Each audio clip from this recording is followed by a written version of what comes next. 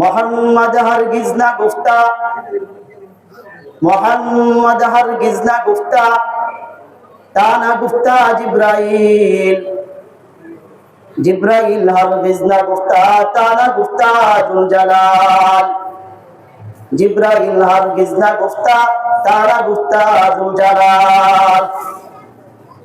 ওই মুহাম্মদ সাল্লাল্লাহু আলাইহি ওয়াসাল্লাম ততক্ষণ পর্যন্ত কোনো একটি কথা বলতেন না যতক্ষণ পর্যন্ত জিবরাইল আলাইহিস সালাতু ওয়াস সালাম নবীজির কাছে এসে কোনো কথা না বলতেন। আর জিবরাইল আলাইহিস সালাতু ওয়াস সালাম কোনো একটি কথা বলতেন না যতক্ষণ পর্যন্ত রব্বে কারীম যুল জালাল কোনো কথা না বলতেন। তো মুহাম্মদ রাসূলুল্লাহ সাল্লাল্লাহু আলাইহি ওয়াসাল্লামের সব কথা কার কথা? আল্লাহ সুবহানাহু ওয়া তাআলা।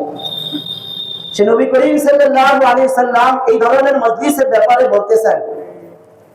হযরত আনাস রাদিয়াল্লাহু তাআলা আনহু থেকে বর্ণিত, তিনি বলেন, ইযা মারাতুম বিরিয়াদিল জান্নাতি, যখন তোমরা কোন জান্নাতের বাগান সমূহের পাশ দিয়া যাও,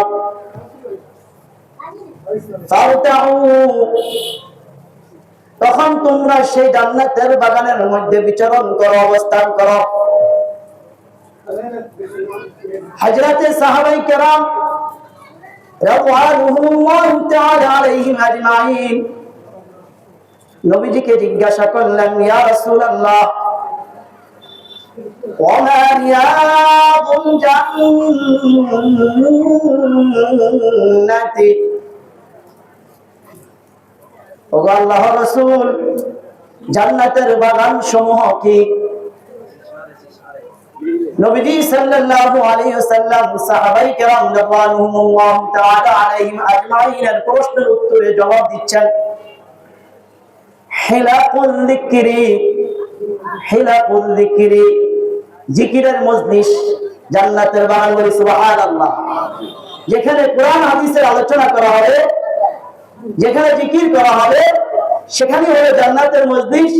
আর তোমরা ওই মজলিসে বিচরণ করে, গরু যেমন মাঠের মধ্যে বিচরণ করে ঘাস খায়, ক্ষুধা নিবারণ করে, আহার করে, তোমরা সেখানে যায়া কোরআন হাদিসের আলোচনা শুনে সুবহানাল্লাহ, আলহামদুলিল্লাহ, আল্লাহু আকবার বলে কি করো? জান্নাতের বাগিচার ফল আহরণ করো।